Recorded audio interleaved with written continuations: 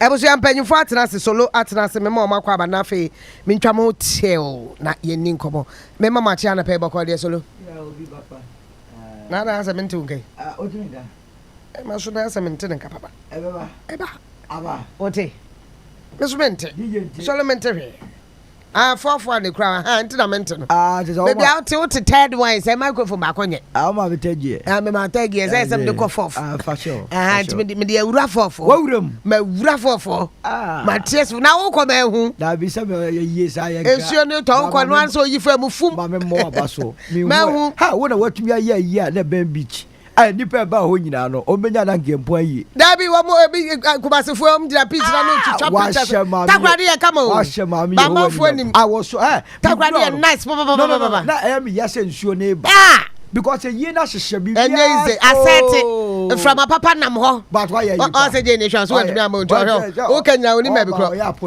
o kenya oni ma bi kro we negotiate wa and I'm saying say me patch o man a chop masom problem bi any ho problem ye ma ejo nya me boy ye pa boy ye wo fa mai ka tell so fa mai me pa busu amaso bia ka tell say man so me ne ba twa ya no kro di twa e ba twa de ta no de chance no so ye wi ya nto I ready you dey ba mbia so ne case ka nka ho amenye ne case ka nka ho amenye nko be fa flight me boa ana obe nam fom odi bia sa ko chiji say wo nyini timi ni mu sorry ada complain about economy ye say wo anka wo su sika wo de bia show mahama ma reset mahama ma ne reset mahama ma ne reset wa ho afa ba bia na wo mango fo say Ghana like ayede was one kasa was one few ali asem grand o de no then at bache na utu aka ufi no o say dollar na akofom sisi ahụ atọ kakra ho enjoyment for everyone down na dollar na e ba umi na ejo mama zi identify to my bio o say me dey me say e onyankopon na ye Ghana for asu eno onyankopon say me ya amamo tenet onyankopon ye economics da ben onyankopon dey ye ka economy a si onu na e wo at the forefront inti se wo ye wo bibi na wo ka say we ye nye onyankopon we nim na wo yes atofo se nyere atofo mpacho minimo o se o ye bibi o ho me kwa ba ne mama ho minim ebusia me sama akwa ba back into the studios solo and Janet e wo ha say na omienu na be kam ho ye bedi nkomo solo and Janet akwa ba biom minim say mumienu nyina ate His Excellency John Dramani Mahama and His Excellency the former Vice President Dr. Mahamudu Bawumia. He went to London. Thank you to ya Aneja. Odiko to just say ene dollar no kofom masidi na ho de kosro. It's not this government's doing. In fact, government has no policy at the moment.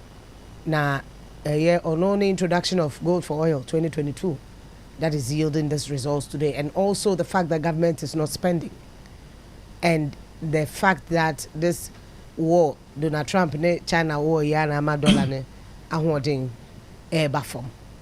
His Excellency John Dramani Mahama Akasa. Exactly what policy they have implemented that has resulted in the appreciation of the city. They cannot tell you one that has been implemented, not sort of talked about, but actually implemented. They cannot tell you one such policy. They only pass their budget in March. They've not even issued any contracts and paid for anything, pretty much. So you cannot ascribe what is happening to the currency to a policy that they have implemented. There's no such policy that has been implemented that has had that impact yet. For me, we had anticipated the impact of gold in this economy. I talked about it when we got into dire straits in 2022. Bank of Ghana had bought $5 billion worth of gold. after all the noise of the election, people are paying attention to our reserves. That is one thing, which we have built to 30 tons. Secondly, you've mentioned that the US dollar itself is on the decline globally. And that has also strengthened. If you go to Zambia, for example, the kwacha has gained a lot of ground also because you have the US dollar declining in value because of what is happening. And yeah, Dr. Mahanba Baumia, the Okanon say after all the noise, they decided to go into more gold reserves. John Mahama on the same matter. Cedi, which depreciated by 19.2% in 2024, has shown signs of recovery, appreciating by 3.9% against the US dollar by the end of April 2025. This has been supported by stronger forex inflows, improved trade balances, and growing investor confidence. Our gross international reserves have improved further from $8.98 billion in December 2024 to $10.6 billion by April 2025. This is equivalent to almost 5 months of import cover. This reflects enhanced export earnings, particularly from gold and non-traditional exports, as well as timely disbursements from our multilateral partners. John Mahama on the same matter. Solo.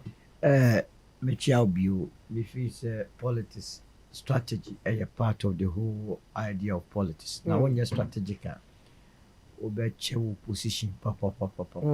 If it's a oraba mia on your strategic, because when we take when we say dollar, a buffer more and you're there, cost. In this the dollar buffer.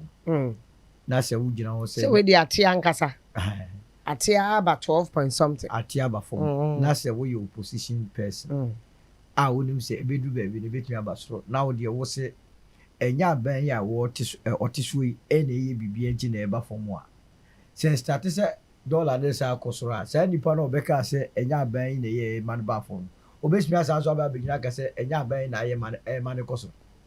What sort of strategic thinking is it? Oh, sir, buy a bond horse for his own eye, you know, so feel say, I say. Or much in the fancy too. And this fancy in the fancy in the fancy. Or say I buy 1 year. There be no strategy at all. That's a buying. Also, with all the noise crowd they made, you know, it is the reserves that they are relying on. All of them say a buying, so not doing anything is also a policy. A buy betting about no has a dear or men, men family san country. A bema mine is why it's a policy. Obi on the Sakaka, not saying. What is so anomine AGI and a Ghana for Kotuaba and the amount 41.75. Obiaba, na breso a coffee more. Fanasia mano. Says any pan the bear magnanimous not watch Obia, no saka so. Oh, Bomma Basu, so me buy and now we are yabidu see. And Bassano crash to no credit. And indeed, Matisse Bank of Ghana no. Akasa buy no my year to baby. Good for a good for oil. I don't know. And you now by betray. The NTRC the name for more. Was it a global US war with China? Now US on a catcher. The quacha One a catcher is the US for more January Momoton to free China for. One what was it? We are senior my no, and that's who house I enjoy. $1 and a year national $1. And this you go $1 a crown you room one more. And then I catch the US and China and Tokent. Yet this one not. Dollar ni Jimmy Mokachi say Russia Ukraine war anameboa and America say Russia Ukraine war ejai Debbie and it's a Russia Ukraine war enjaya and then a dollar no e also get bafom ye ko buy your friends say MPP ankasa e nyoma no mkachire ya no kura bi anim ya Fanasiama governor Bank of Ghana media minimum one say constitution say CAC di no nyina a governor and the Bank of Ghana said, "Ye always or bomb so bo, a quay and swa, almost in Nasia day, and mamma, near quay. Now, where are who got you on about to a young PA and a young cow, Dr. Mahmoud Baumio, no Becca says, Yao. Say Becca, Crania Becca was. Sir, what breast would be move inflation to 54%? Okay. Or more than about 23% of the young to party. Yanya tie baby at the time I will be take over in 2017 no na inflation 15.4%. Mumma yes so 54%. Yeah, kaka bibi a mo say your friend is Russia and Ukraine. Russia and Ukraine. It was very severe. Russia Ukraine. Ada ya fango bo koso. Na ya yeti kurom ye ntu fango kuroma. Ye to be. Enti fango na koso no. Say yenhwe de ye ton na be me yenhwe boa ye akoso mean say in the same period no. Yenhwe nya sika dodo na free fango mu. Ade ne afama be kushina balance Ghana. Sika na ye nya ye no. Ade ne ya amfa dollars na ma be kushina currency no. Amana stabilize. Chrono nsem hu ne disika de die eno bi ne $58 million a ye di ko to amena e da sisiwe eno bi na sky train ye fa wiem ye hu train ama 2 million so koya ama akuspi court eno mu bi na ye tie obi ka che signals bureau o ka che say yes $7 million no mo say e fa me nsase a metam we na me de ama metam we na me de ama we metam we na me de ama we san ye Ghana sika enu bi ni asike no fori atabra be kirekire nwa odwumayefo opon a ubu akonta bra be kirem a wote mayonnaise America wo de wo tro letter pause letter wayare wa ni ho ade se papa ese oma mama ye me se be yi akona wi yo enti amemu ne mamu ni ye mudi sika no eye basa Maywa dubu anyemu apartment okumu ani kasa kese oko University of Ghana o mama kwan ko he ho ayi ho ba ku bo on friends pentas de kwada nketo a ye school ya ye ko school ka ni dem bi kwada keto tumi kire Benz young lady ne papa se bi ne maame wiemfo bi o omu nim se ne bado school de onu eto omo makwan a omo Jersey school obe kwa ko hwemu no kwa brani a yato abama no wafa Ghana sika ko tus ka ama abayiwa no no mato apartments abima mankwara no sa no mo Ghana sika ye meto bi maya na can say ento bi maya gene tinya bi a ka on sorry mba betra ha ka satente kwan ediani hwe wonu a wo nkasa depi enu nti enye se omo so mo ba e no mo nya bibia no mo mfa mo so emo sika kura kesika so be dollar no cedi ni begina. For sure, no Nejumadin. It's the effort of gold for oil introduced in 2022. And NDC hasn't added one, can say, oil is a wine of gold. To gold reserves, no muda, you know. No. Womunya wine crowd. Now, on one catches we meet. Urefi de Nancy Esla, actual powerful piece, be the Ababe Lambasto Munina. Some would you move you bonny beer work for us. Akufado na ye boni bia se mu weni aka mo de inhibition and now thank you to a omoko nye ba omi na ka kire Ghana fo nyina se omo ni omo ye omo anyi ni arrogance of power ne de kika economy ya manage ni ye one aka kire na the economy wa manage ni e na ka kire sa economy na wa manage ni ne ama sidi na stabilize then a London ho na ugina no what the chow power. Do you know of any policy government has introduced? And I'm not introducing any policy, it's also a policy. So if you ask one, I don't see a policy.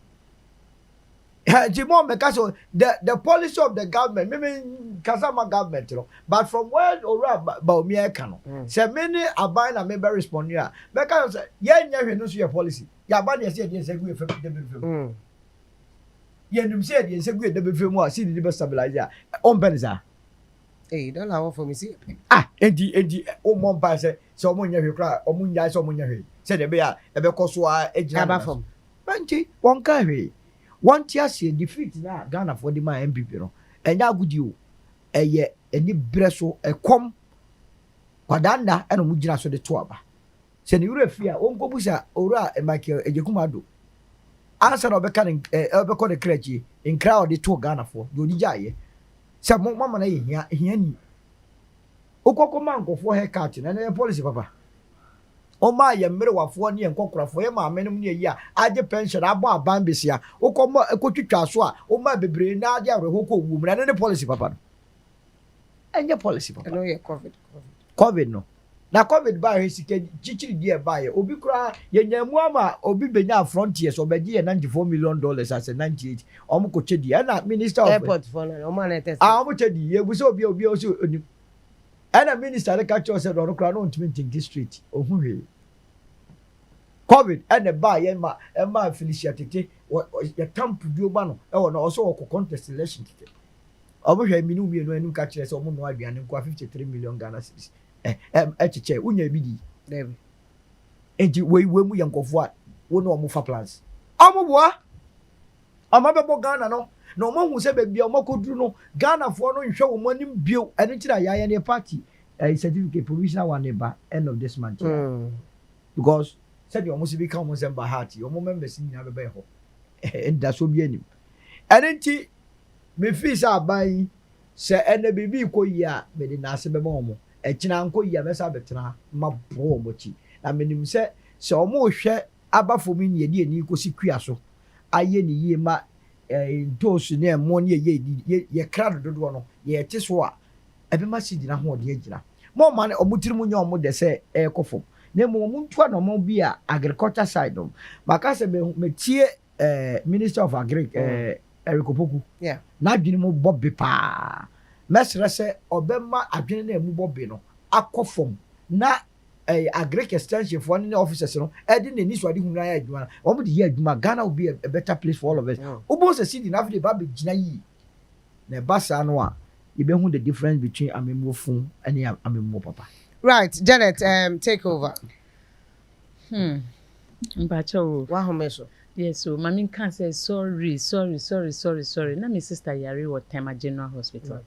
Enti nenye izimina na me sola me hu no na me nim say problem aba. Na me na me hwe no. Sunday no mo yi no.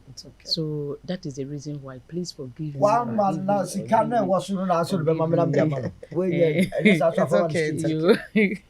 Okay, so you can about the dollar about form. Ena obia kasa ena MPP ne NDC for or ma jumping into the issue say we see yemi. Share we share the Vice President ba we mebe kan na we who say it is empirical. She's using empirical evidence and yes or kasa keke debi on kasa. These are empirical evidence out there by a which is obia who say a MPP fund to me NDC fund to me can say the okay and yenukre. The US dollar is on the decline. And yenukre. We are seeing now who say US dollar no. It is on a decline. Trump or making decisions are any favorable to other countries. They also went and took their own decisions. Why are we even using the US dollar? We are using our dollar. So they refuse to... You mean Trump's trade policy? So Trump policies have made the US dollar to decline. Where about we no? Okay, empirical evidence. Me pese me for politics into so. Me ti say solo ye politics asana Sam George ko ye politics asisia. Die no mo disika na sami de mfi o yi sika ma agrada na enye dollars na sami de mfi o ye djuma wa hifa asisia o dollars. So say na MPP for disika no na ye NDC for ya. Enti omo so ba ye they are chopping papa enya adikro listen and wo omo ka na young small girl to say like 18 21 o tika no so enti o committee no na girl ni tika no so aka no run o where NDC ministers and omo appointees enya MPP for enti obi kasa na about this now these two political parties the entire omo pese omo buy into power is to come and chop. And especially mema no who say president mama or mam or babia appointment if you almost appointment 30% almost see almost mama one farmer because on him say or bad there almost the man one now the kunu call vacation a year ya so see omo babia in a position or the more mema mo so that almost the small girls better na omo cars so omo committee omo cabinet meeting and a cars no run na small girl be or 19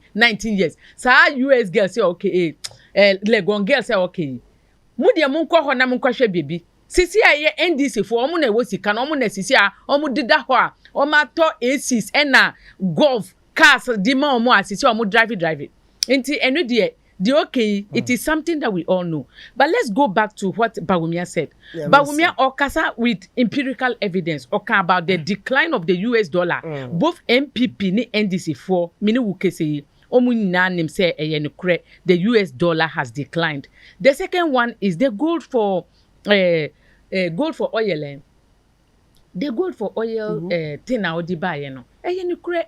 But it started 2022. We didn't have that impact 2022, 2023, because the 2024. US dollar did not decline. They were in charge of their dollar. So the me can say, and you say a yen decline, and yet this a US dollar, and we are trading with the US dollar. So that time now no more hono. Then that time the US dollar was strong. Donald Trump was not in charge. It was the Democrats that were in charge, and the dollar was strong. So na that time no na yenye way because we share or see US gold for oil no, and yen no kure. And this is for Babe can say the gold for oil has made the Cedi to appreciate. Gold bond. Gold bond. The sale of gold. The sale of gold. Now say who need gold? I'll bet him sell it. Almost swear to me, and they've gone into negotiations with a big gold companies, to buy about 20% of gold to me acquire from the reserve. And also no, not the reserve. Gold etu Ghana. And also the fact that small scale miners no do na gold no makoton. So they have come out the figure how much they made. Gold for oil no. Ba women na di buy. MPP for na di policy buy.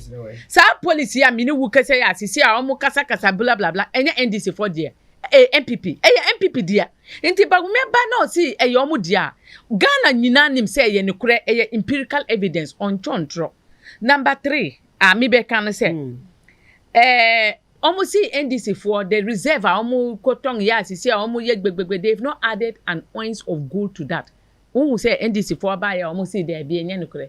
They have not yet said anything. So any so empirical evidence and could say oma sa gold reserve na omo di 2 ye no e wona omo di kotong ya sisi omo kasa say ya nye sika gold mu gold omo si gold reserve na omo ton na dey na omo ton ye nti sa gold reserve no ba we say ye omo na di 2 so enye omo oma they've not added even one nti ba we dey oka ye no it is empirical evidence onu so kan about bibi o so ma amfa policy bi amba ye no kure policy the NDC for the buy John Dramani Mahama, His Excellency, explained what they've been doing. Me almost your man for policy beyond but we have a policy and we have like importation and that's not a policy. That's not a policy. Exporting a lot. That is not a policy. We are also selling a lot of gold. Man for policy amba but we make empirical evidence NDC for they have not brought any policy to be able to help in anything to make a dollar to go down or they refuse to pay people that they owe. When so President Bawumia kan are you aware say omoba your man to obiasi bibia who says that time na me can say nkola mu digari wo schools no Greater Accra region some of the headmasters frame me. And me say, who say you are bashing us on your social media angles. You don't understand. Ever since President Mahama Baye, one see you. Or say young free. You free or demaya. The next time I almost say yen to almost mebium. But Gary for no more bebre, ya almost see would they obey tomato no. Or see it's either we buy the Gary for the children or they don't have food to eat at all. Into President Mahama won't yaka. Dear President, this is Vice President, but we never came in. You crack a bini one or the or try be the can. Say, President Mahama, Oma Nefi.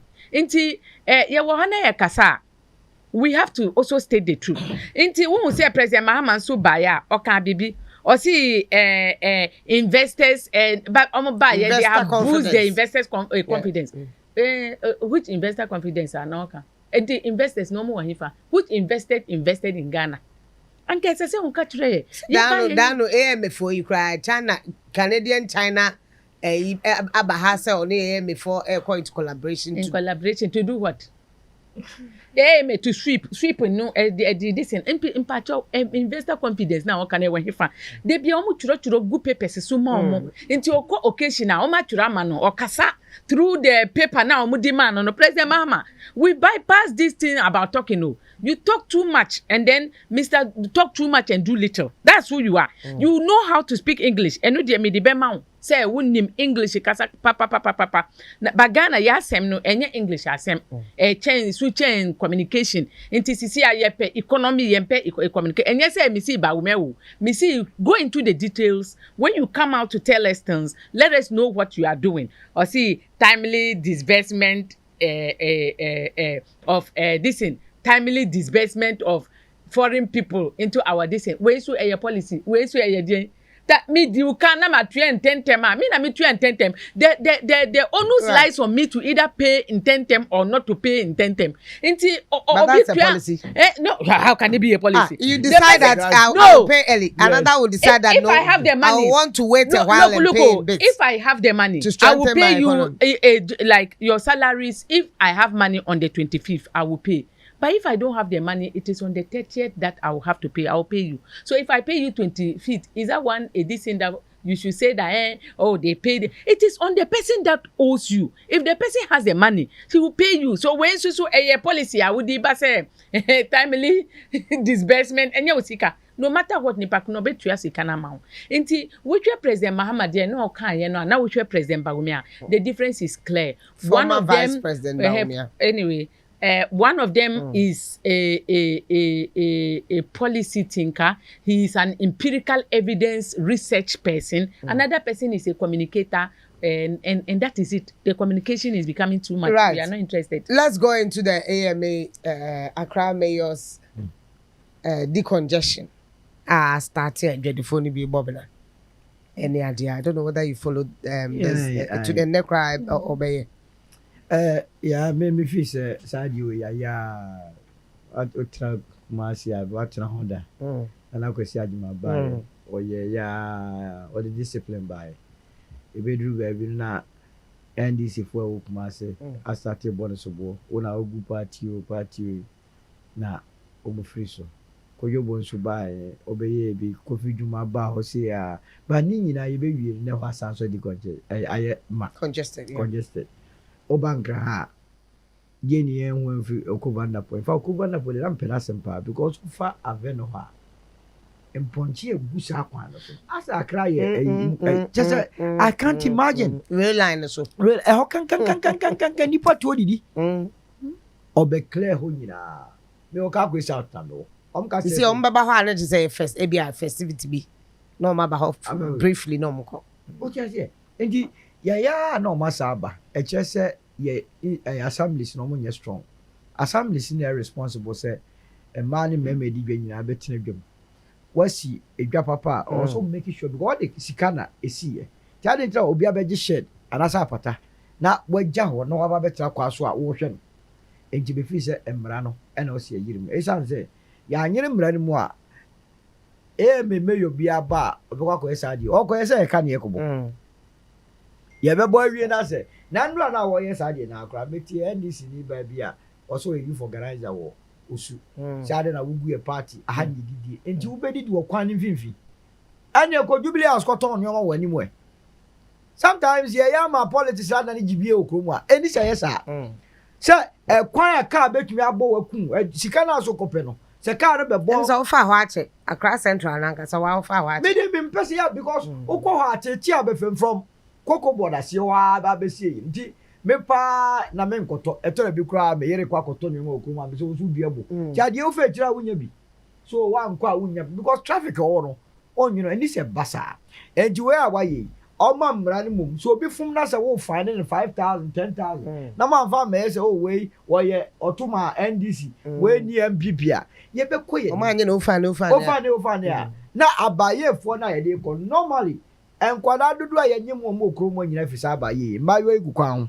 me na meka chew mayo na egukwan no o mu mpese e bepa mo bo aso mo ne abaye fo na kotwempra no oni abayo ida o jakwan o betuma pama eni jaro kwa de mpese meti emra ne wo se yeduma ya tama na tankas fo no yeduma o ze na ye kuro motipa o ti se papa tankas and tem na o hwe se be biate de na afi ye jasa de ne yesi de bia showmanship or say mayor ni lead ade ansa do bi ate emra no ho bylaws ni nyina ho ye apply na me de ka ho ade bi si okromu aya me say edu anyimira omo fa trotro form nka no obi a wo kobuku ase ye fa na ne business circle odu circular no masase pai achimota saa de na Kumasi pa na WOHO Kumasi de sisi ade circular omo bon tot agency omo buto ene nipa pon adwuma be esefo a that's what tipoko ase we do na about 8 na e cancel be born because from Accra to circle the omo gine no o de plus the o de kwa achimota no a on do focus no atua almost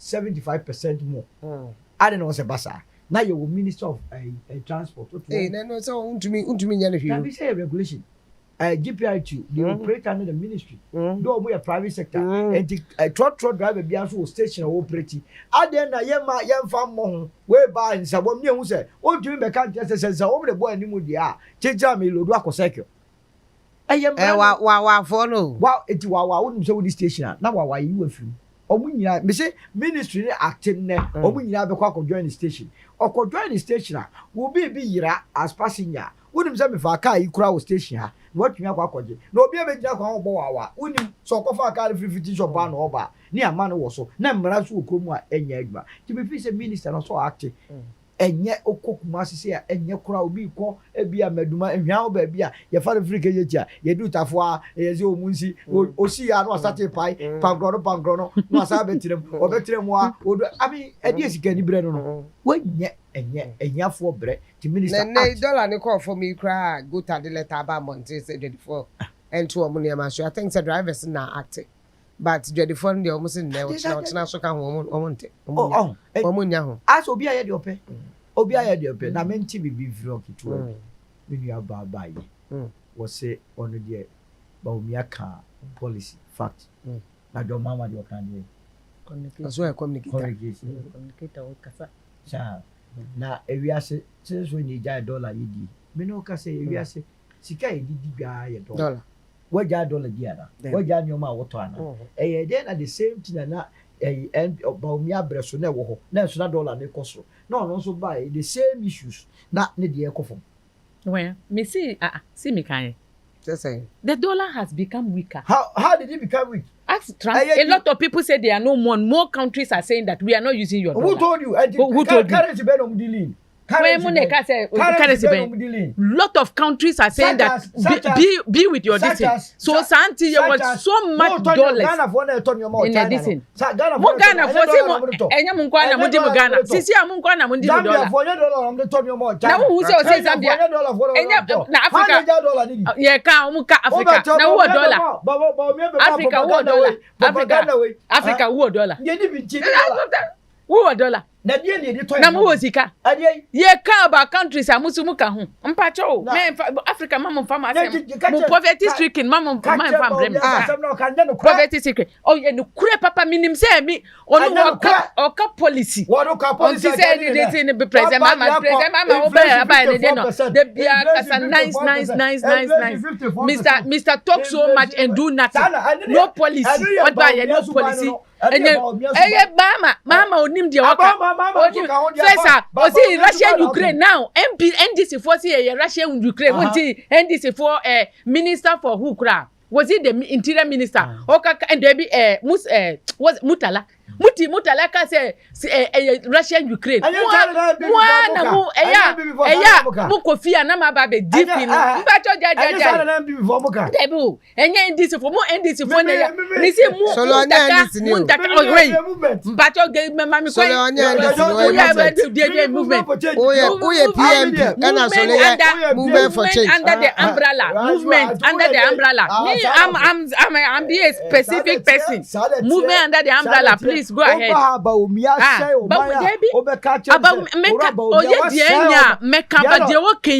empirical evidence on na wo buy ya obi di gold that you work on wo buy this enya this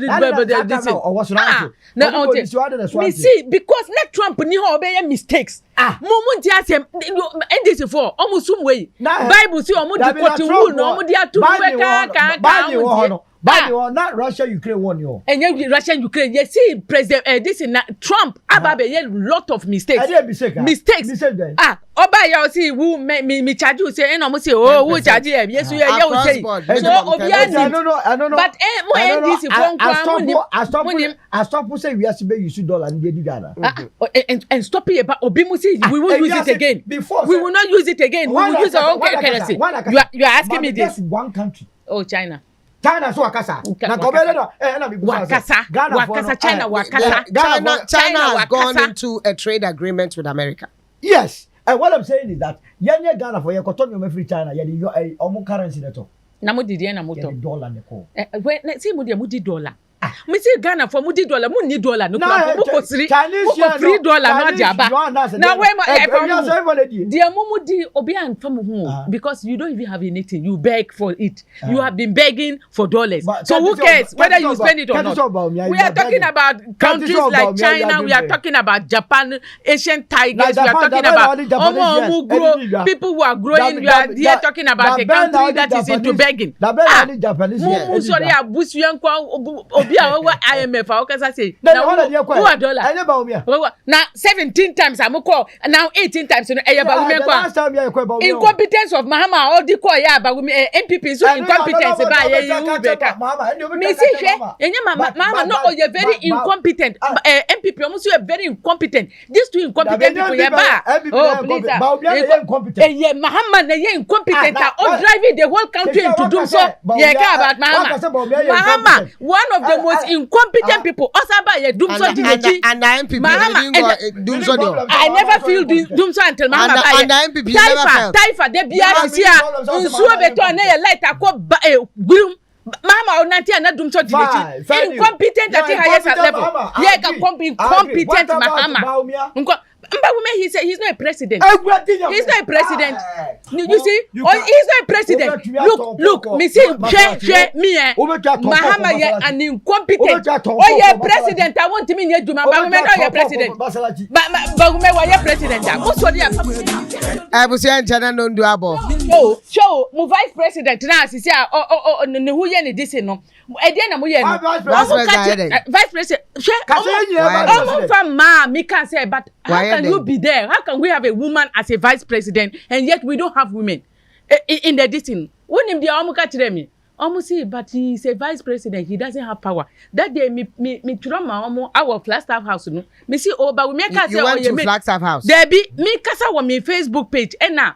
One of the vices when is no catch them me say but who him say no na ye president there be on your appointment so on your appointment that told him so vice president on your appointment see this one enye no na mo vote man me say oh what about the Bagumia you guys were doing he said oh so you are fighting for I said no I'm not fighting for Bagumia I thought Mahama was going to act differently but I've seen say mo ntro